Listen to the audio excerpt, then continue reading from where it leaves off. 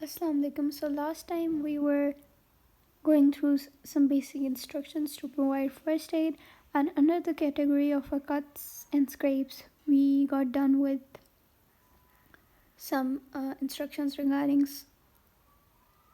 stopping the bleeding. But the next thing after stopping the bleeding is to clean the wound. Rinse out the wound with the clean water. To clean the area around the wound, use soap and a washcloth. But soap can irritate the wound, so try to keep it out of actual wound. So we well know that after we get a cut or we get a small injury and we try to wash our hands with soap, it stings and it hurts. So we should clean the wound with clear water, but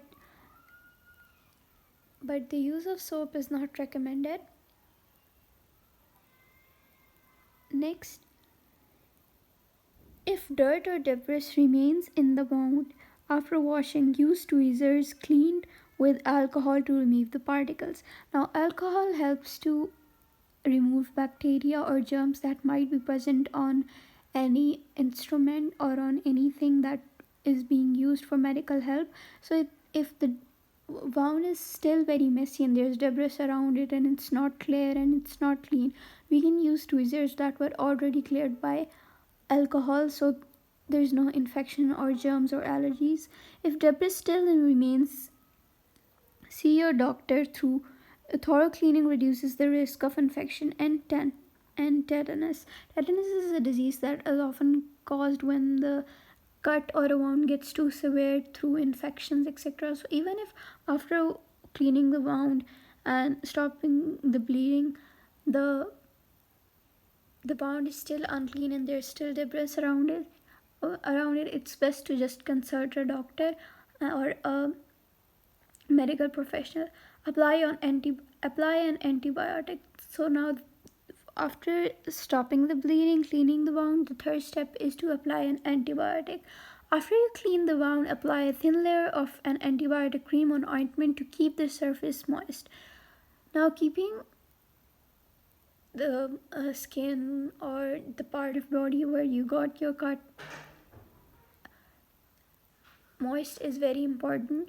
So we can use any cream or ointment or lotion that is compulsorily antibiotic so that it remains moist. The products don't make the wound heal faster, but they can help your body's natural healing process work faster. So they help with the immunity of the body, even if they may not help with healing the wound faster. So that's why it's very advisable you use an antibiotic lotion, cream, or ointment.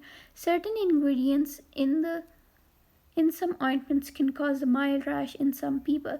So we are well aware that certain people have some allergies to often the chemicals present in any cream or ointment, and they get very highly affected from it, and as a result they might get an infection or disease and may suffer very severely. So in case we see that after applying the ointment cream or the ointment lotion, the person is experiencing discomfort or is experiencing rashes or itching, we should stop using the ointment immediately. Cover the wound. Bandages can help keep the wound clean and keep harmful bacteria out.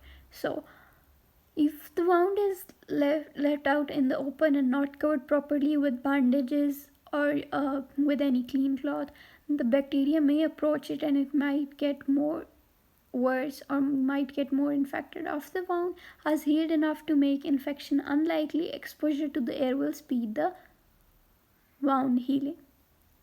So after only that we are sure that the infection is no longer going to prevail, we can use it. We can we can keep our wound in the open air as it will speed the healing. So for now we are done with the four steps that are required in providing the first aid for cuts and scrapes, that is stopping the bleeding, cleaning the wound, applying an antibiotic, covering the wound. So next we're going to cover other two steps that are change the dressing and watch for signs of infection.